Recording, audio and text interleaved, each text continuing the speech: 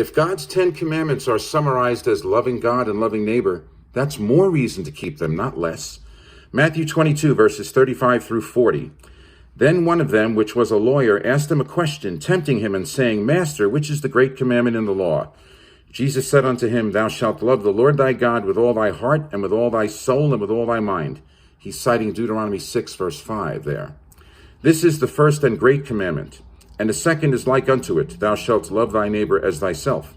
He's citing Leviticus 19, verse 18 there. On these two commandments hang all the law and the prophets, or as the NLT translates Matthew 22, verse 40, the entire law and all the demands of the prophets are based on these two commandments. The 10 commandments show us how to love God, the first 4, and how to love neighbor, the last 6. Why wouldn't we keep all 10?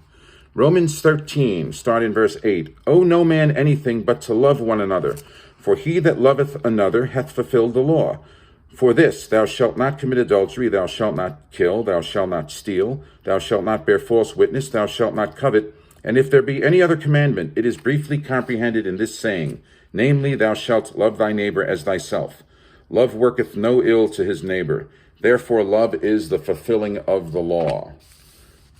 Why wouldn't we keep commandments that show us how to love?